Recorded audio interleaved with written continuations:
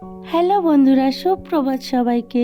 শীতের সকালে মিষ্টি মাখা রোদের শুভেচ্ছা জানিয়ে আজকের ব্লগটা শুরু করছি। তোমরা সবাই কেমন আছো? আশা করছি সবাই খুব ভালো আছো, সবাই সুস্থ আছো। আমরা আপাতত ভালো আছি। আর আপাতত কেন বলছি সেটা তো অবশ্যই তোমাদের বলবো।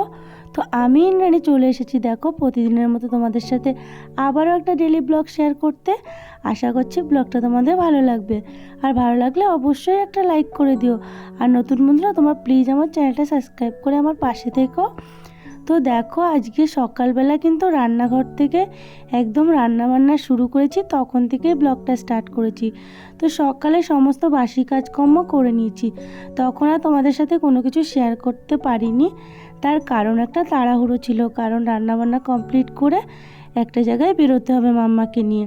তো সেই কারণেই জানো তো, আর সকালবেলা সমস্ত কিছু তোমাদের সাথে শেয়ার করতে পারিনি।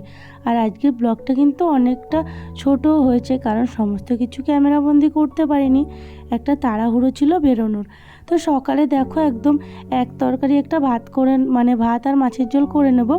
তো এখানে সেই কারণে মাছটাকে ভেজে নিয়েছি, আর এখানে শিম আলু দিয়ে এখন আমি মাছের ঝোলটা করে নেব।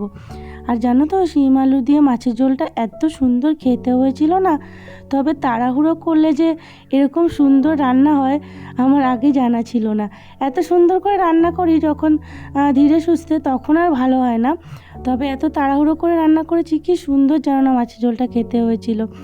যাই হোক, দেখো এখানে একদম আমি ওই আদা জিরে দিয়ে, মানে একদম জিরে ফোড়ন দিয়ে পাতলা মাছের ঝোল করে নিয়েছি। আমি তো বরাবরই পাতলাই মানে এরকম হালকা মশলা দিয়েই মানে মাছের ঝোল রান্না করি। তোমরা যারা আমার ব্লগ দেখো তারা তো নিশ্চয়ই জানো। তো দেখো এখানে এই যে শিম আলুটাকে আমার ভাজা হয়ে গেছে, আর এখন এই যে জল দিয়ে দিচ্ছি, জল দিয়ে ঢাকা দিয়ে দেবো। আর শীতকালে এখনই তো শিম খাওয়া হবে, এরপরে তো আর শিম খেতে ভালোও লাগবে না। তো যাই হোক, এখন বাড়িতে ভালো শিম আনা হচ্ছে। তো এখন আমি এই যে ঝোলটা সমস্ত নুন হলুদ লঙ্কা সমস্তটা দিয়ে দিয়েছি, আর এখন ঢাকা চাপা দিয়ে দেবো। আর ব্লগের শুরুতেই তোমাদের বললাম না যে আমরা আপাতত ভালো আছি। তার কারণ হলো, মানে কি বলবো তোমাদের, এই 3টে দিন যে কী পরিস্থিতি গিয়েছে আমাদের। তবে এই ব্লগটা কিন্তু 3 দিন আগের ব্লগ, তো এটা শেয়ার করা হয়নি তোমাদের সাথে, কারণ সেই পরিস্থিতিটাই ছিল না। এতটা শরীর খারাপ ছিল, তোমাদের কি বলবো, যেমন মাম্মার তেমন আমার তো শ্বাসকষ্ট শুরু হয়ে গেছিলো, কারণ আমার ডাস্ট অ্যালার্জি আছে। তো সেখান থেকে এত পরিমাণে ঠান্ডা লেগে গেছিলো যে আমার শ্বাসকষ্টই শুরু হয়ে গেছিলো। এখনও যে তোমাদের সাথে ভয়েস দিচ্ছি, পুরোপুরি কিন্তু আমি শ্বাস নিতে পারছি না। তোমরা হয়তো বুঝতে পারছো, কথার মাঝখানে মাঝখানে আমার একটা টান আসছে, তার কারণ হলো আমার কিন্তু কথা বলতে কষ্ট হচ্ছে। তো যাই হোক, আগের থেকে কিন্তু অনেকটাই আমি ভালো আছি। তো ভাবলাম যে চলো তোমাদের সাথে ব্লগটা শেয়ার করা যাক, আর তোমাদেরকেও বলি যে কি হয়েছিল। তো সত্যি কথা মানে বলতে গেলে যে মানে মরতে মরতে হয়তো বেঁচেছি। মানে এরকম শ্বাস নিতে না পারলে যে কীরকম কষ্ট হয়, যে মরার মানে যে মারা যায় না, তার যে ফিলটা হয় সেই ফিলটা হয়তো করা যায়। যাই হোক, চলো তোমাদের সাথে এবার বলি যে আমরা কোথায় যাচ্ছি। তো আমরা যাচ্ছি, মানে মাম্মা আর আমি যাচ্ছি মাম্মার স্কুলে। মানে মাম্মার স্কুল মানে তোমরা হয়তো অবাক হয়ে যাচ্ছ যে মাম্মা কবে স্কুলে ভর্তি হলো। অ্যাকচুয়ালি মাম্মা এখনও স্কুলে ভর্তি হয়নি, মাম্মাকে স্কুলে ভর্তি করব, তার জন্যই মাম্মা স্কুলে যাচ্ছে ফর্ম আনতে। তো এটা আমাকেই করতে হবে, কারণ তোমাদের দাদাভাইয়ের সময় হবে না। আর যেহেতু এটা মর্নিং সেশনের স্কুল, তো সেই কারণে জানো তো সকালবেলায় যেতে হবে, না হলে 12টার মধ্যে স্কুলটা বন্ধ হয়ে যাবে, আর আমি গিয়ে মানে ফর্মটা নিতে পারবো না। তো সেই কারণেই তাড়াহুড়ো করে সমস্ত রান্নাবান্না করে 11টার মধ্যে বেরিয়ে পড়েছিলাম। তো আমরা দেখো স্কুলের সামনে চলেও এসেছি, আর আসার পরে জানতে পারলাম যে স্কুলটা 2 দিন বন্ধ রয়েছে। তো কি আর করা যাবে, আসলে ওদের অ্যানুয়াল স্পোর্টস হয়েছে, তো তারপরে 2 দিন স্কুল ছুটি দিয়েছে। তো সেটা আমার জানা ছিল না, আমি জানি ফর্ম দেওয়া স্টার্ট হয়ে গেছে, তো সেই কারণে আমি চলে এসেছি। আর একটা জিনিস এসে দেখলাম যে ওদের আবার ভর্তি মানে অ্যাডমিশনের ডেট মানে সব দিন নেয় না, এরকম একটা ব্যাপার, একটা পার্টিকুলার ডেট করা থাকে। তো সেটাও দেখে আসলাম, নোটিশ বোর্ডে করা রয়েছে। তো সেটা দেখে এবার ভাবলাম ঠিক আছে নেক্সট সপ্তাহে তাহলে ওকে নিয়ে যাব। তো তো যাই হোক, বাড়ি চলে এসে আর ভিডিও করা হয়নি, কারণ মাম্মাও খায়নি, তখন আমি খাইনি, মাম্মার পাপা বাড়ি চলে এসেছিল, তো সমস্ত কিছু মিলিয়ে আর ভিডিও করা হয়নি।